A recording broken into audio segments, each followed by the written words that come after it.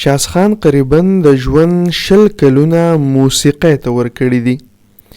د موسیقۍ سره یې د جنون تر حده مینه لرله، خو د مذهبي کورنۍ سره د تعلق لرلو په وجه خپلو مشرانو موسیقۍ لپاره اجازه نه ورکوله، ولی شاسخان خپل سندریز سفر ماتول نه غوښتل او فیصله یې وکړه چې د موسیقۍ لپاره د کور پرېښودو قرباني ورکړي او دغه رنګ یې سندرو ته دوام ورکړو. کال 2001 کې یې د اردو سندرو لومبی البم مارکیټ ته راغلو. کال 2003 کې بل البم هم ریلیز کړی شو. دغه دوران شاسخان د پښتو موسیقۍ ته هم مخه وکړه او پرلپسې یو شمېر سندرې مارکیټ ته راغلې. په دغه سفر کې د پښتو فلمونو لپاره هم ډېرې سندرې ریکارډ کړې. خو د شاسخان ارمانو چې یوه داسې سندره وکړي چې په نړیوال کچ نامه وګټي. کال 2011 کې د شاسخان قرار راشه سندره دومره مشهوره شوه چې بهر ملکونو ته د کنسرټونو لپاره وبلل شو او د شهرت په بام لکه د لمر وځلېدو. شاسخان ته بلها آفرز راتلل شروع شو او د سندرو په دنیا کې ډېر زیات مصروفه شو.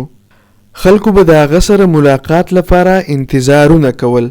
دای د عروج د انتها دورو چې د شپې ورته په موبایل د یو ملګري لخوا د اسدزاده د مړینې پیغام موصول شو. اسدزاده د ده په یارانو کې زړه ته راتیر ملګری و. د 15 کلن اسدزاده د مرګ خبر د شاسخان د خپو نه ځمکه وتښتوله. شاسخان اقرار کوي چې ما محسوسول چې د اسدزاده د مرګ نه پس زما وار دی، ولی هیڅ تیاری مې نشته.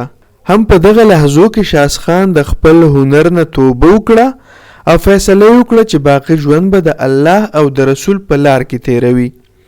شاسخان د دعوت تبلیغ لار خپله کړه او څو ورځې پس د رایوند اجتماع دپاره روان شو. د سفر دوران د فاتحې په توګه د اسدزاده په نمبر کال وکړو چې د هغه پلار او وروڼو ته لاسنیوه وکړي او معذرت ورته هم وکړي چې د اسدزاده په جنازه کې شریک نشو. خو دلته یو معجزه کیږي. معجزه دا وشوه چې اسدزاده خپله د شاسخان کال واخیستو او ورته وایي چې شاسخان وروره تاسو چرته یئ؟ ډېرې سندرې درته پینډینګ پرتې دي.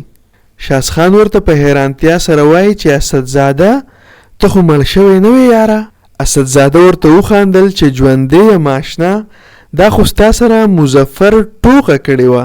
شاسخان په جواب کې اسدزاده ته وایي چې شکر دی یاره چې ژوندی، تاسو مذاق وکړو او زما خو ژوند بدل شو، نوره مې د سندرو نه توبه ده. دغه یې د سندریز سفر اختتامو.